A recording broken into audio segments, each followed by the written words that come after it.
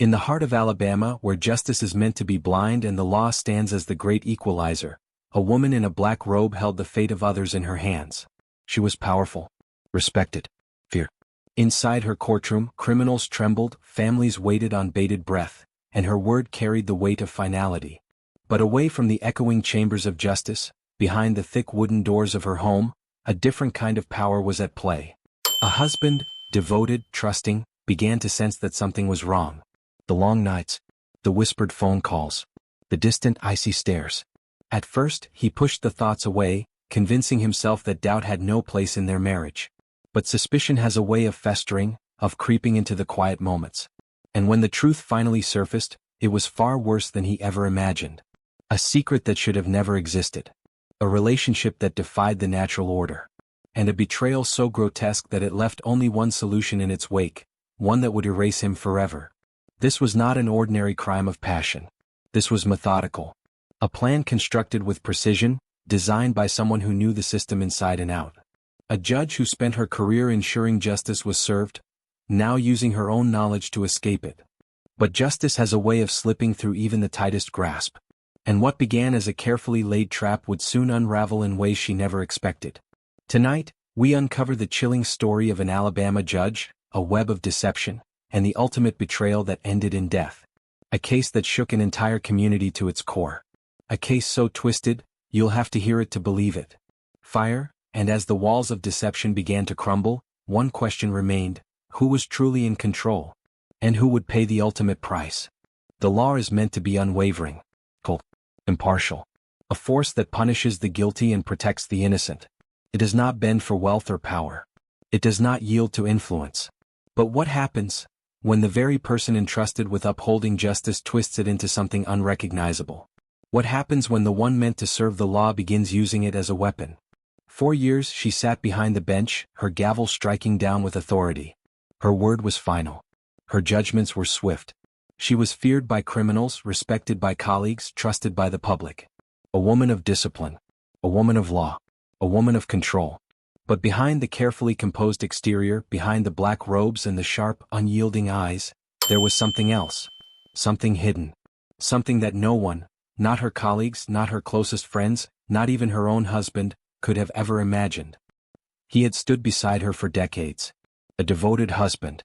A man who believed in loyalty, in the sanctity of marriage, in the vows they had spoken. He never questioned her late nights at the courthouse, the long hours away from home, the unexplained absences. At least, not at first. But doubt is a seed that only needs the smallest crack to take root. A single missed phone call. A hurried whisper behind a closed door.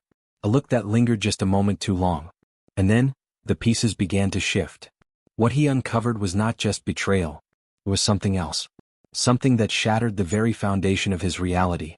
A truth so unnatural, so unthinkable, that it could never be allowed to see the light of day. And so, a plan was set in motion. A meticulous, calculated scheme designed not just to silence him, but to erase him. Permanently. But the perfect crime does not exist. And even the most carefully constructed deception will eventually begin to crack. Fire, tonight, we expose the case that left an entire community in shock. A case of power, of corruption, and of a love that never should have existed. A home is meant to be a sanctuary. A place of trust, of comfort, of certainty. But for one man, the walls that surrounded him, the walls he had built with love and devotion, were not keeping danger out. They were trapping it inside. He had never questioned his wife before. She was disciplined, focused. Her mind always preoccupied with the burdens of the courtroom. But something had changed. The way she moved through the house felt different, as if she were always a step ahead, as if she already knew what he was thinking before he said a word. The late nights at work were more frequent. The phone calls that ended the moment he entered the room became routine. And then, there were the glances. The unspoken moments between her and their son. Something unexplainable in their eyes. Something he couldn't define, but something he could feel. At first he told himself it was nothing. Stress, exhaustion, paranoia. A trick of the mind. But suspicion does not disappear. It grows, latching onto every inconsistency, every unexplained absence, every lie dressed as reassurance. And so, he did what any man would do when doubt begins to fester. He started watching. It began with small things. Checking phone records. Driving by her office late at night. noticing when she left the house and when she returned. He wasn't looking for anything specific, until he found everything. A single mistake. A message left open. A time-stamped call. A location that didn't match her story.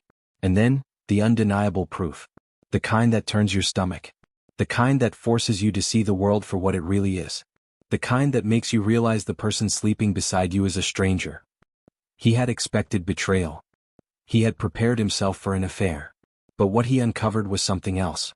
Something that should have been impossible. His wife, the woman he had built a life with, was involved in something unspeakable. And not with a colleague. Not with a stranger. But with their own son.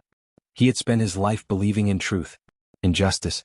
In the simple idea that wrongs are meant to be corrected, that lies are meant to be exposed, that justice always prevails. And so, he did the only thing he could do. He confronted her. Justice is built on facts. Evidence. Cold, unshakable truth. It is not meant to be swayed by status or reputation. It does not yield to power. It does not falter under pressure. And yet, sometimes the truth is buried before it ever has a chance to be heard. The call came in late at night. A disturbance. A crime of passion. A husband accused of unspeakable violence. The responding officers moved quickly, securing the scene, gathering statements, doing what they had been trained to do. And there, standing in the wreckage of her once perfect life, was the judge. Shaken. Tear-streaked. A victim in the eyes of the law. She told them what had happened, or at least what they needed to believe. That her husband had grown erratic. Dangerous. That he had accused her of things so vile, so absurd, that she had no choice but to defend herself. That when he lunged, when his rage became uncontrollable, she had to act. And now he was gone. The officers listened. They wrote their reports. They collected the evidence laid before them. And for a moment, her story held. After all, she was not just anyone. She was the law. The voice of reason. The woman who had dedicated her life to punishing the guilty. Why would she lie? But in every case, no matter how carefully constructed, there are cracks. Small at first. Barely noticeable.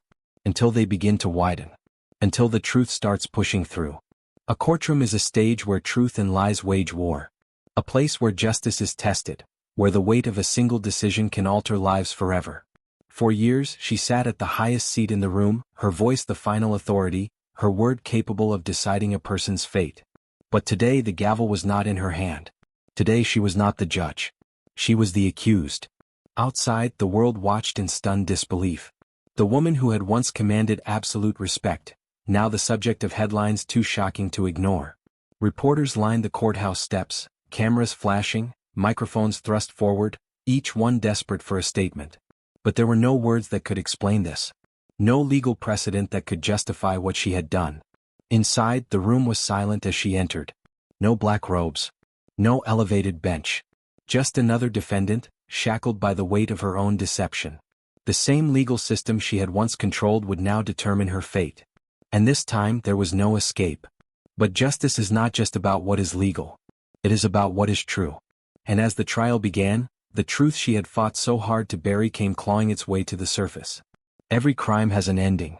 A moment where the weight of every lie, every betrayal, every calculated move comes crashing down. 4 months she had controlled the narrative, shifting the blame, bending the truth, weaving a story so carefully constructed that, for a time, it held. But in the end, the truth is heavier than any lie. And when the moment of reckoning arrived, she sat motionless, staring ahead, knowing that no amount of influence, no legal expertise, no carefully rehearsed words could save her now. The courtroom was silent. The air thick with something unspoken, a tension that wrapped itself around every person in the room. The jury had spent weeks dissecting her life, peeling back the layers of deception, uncovering a darkness even they hadn't been prepared for. Now they had spoken. And in just a few words, her fate was sealed.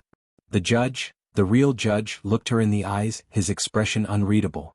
Perhaps he saw her not as the woman who once commanded a courtroom, but as something else entirely. A figure who had betrayed everything the system stood for. A person who had wielded justice like a weapon, only to find herself on the other end of it. He adjusted his papers, cleared his throat, and then, in a voice that carried no hesitation, he read her sentence. For the first time in her life she had no power. No authority. Just a number in the system she once controlled. But was justice truly served? Or had something even more unsettling just begun? No one ever sees the end coming. Not when they're standing in the middle of their own story. Not when they still believe there's a way out. They tell themselves that time will heal. That love, no matter how tested, will endure. That family, above all else, is unbreakable. But then, something shifts. The foundation cracks. And suddenly, the life they once knew is nothing more than the memory of a house that is already burning to the ground. He had given everything to her. His trust. His devotion. His name.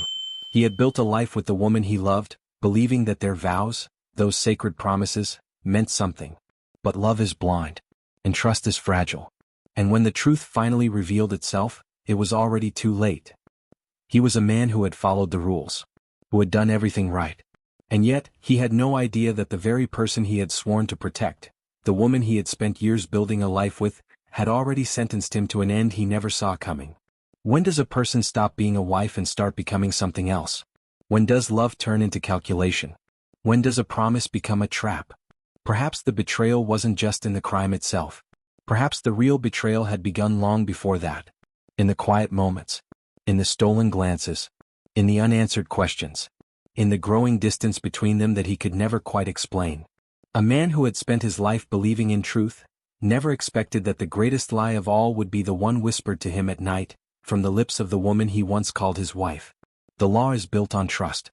It is a system designed to be impartial, unshaken by personal interests, unmoved by emotion. A courtroom is a place where truth is supposed to triumph, where justice is handed down by those entrusted to be fair, to be ethical, to be beyond corruption. But what happens when the very person meant to uphold that system is the one who bends it to their will? What happens when justice itself is nothing more than an illusion, manipulated by the one sworn to protect it? 4 years she sat on the bench, delivering verdicts with the cold precision of a woman who knew the law inside and out. She determined fates with a signature. She was respected, feared, known for her ruthless approach to crime. And yet, as she wore the robe of justice behind closed doors, she was orchestrating a deception so elaborate, so carefully designed, that it almost worked. A deception that wasn't just about a single crime, it was about betrayal at the deepest level. A husband who never saw the knife until it was already in his back. A son caught in a web too tangled to escape. A community left reeling when the truth finally surfaced. She had the perfect cover. A judge. A mother. A wife. No one would question her. She understood how to manipulate evidence, how to tell the right story, how to ensure that when the moment came, no one would suspect her. And for a time they didn't. For a time, everything was unfolding exactly as she had planned. But justice has a way of catching up. It moves slowly, sometimes imperceptibly, but it never stops. And when the cracks in her story began to show, when the pieces no longer fit together, the walls she had built so carefully began to close in on her. The same system she had used to condemn others was now turning against her. The same courtroom where she had once passed judgment was now the place where her own crimes were laid bare for the world to see. At the center of it all was a man who had trusted her. A husband who believed in the vows they had exchanged, who had spent years building a life with her. He had never questioned her authority, never suspected what was happening beneath the surface. But when he finally uncovered the truth, when he realized what she was hiding, it was already too late. His fate had been sealed long before he even knew he was in danger. What drives a person to betray the one they swore to love? Is it fear? Power? Or something else, something far more calculated? Was this a crime of desperation, or had it been planned from the start? Had she always been capable of such deception, or did something change in her over time? Was the woman who once sat in the judge's seat ever truly the person she pretended to be? And then there was the son. The third piece in a puzzle that should never have existed. A relationship that crossed every imaginable boundary. A secret so vile, so unthinkable, that when it finally came to light, it left even the most hardened investigators stunned.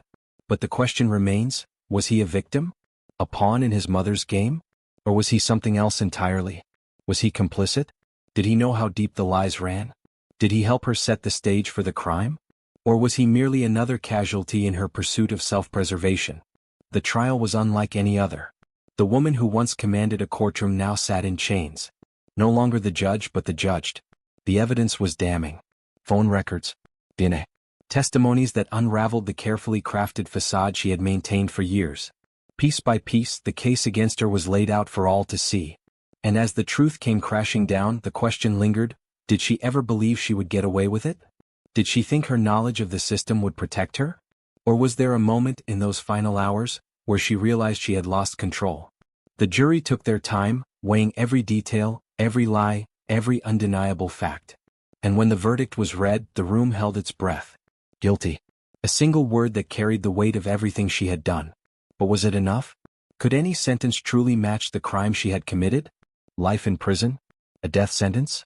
Could the punishment ever erase the betrayal, the lies, the destruction she had left in her wake? And then, there was the aftermath. The people who were left behind. The husband's family, still mourning a loss that never should have happened. The community, shaken to its core, questioning how they had been so blind to the monster living among them.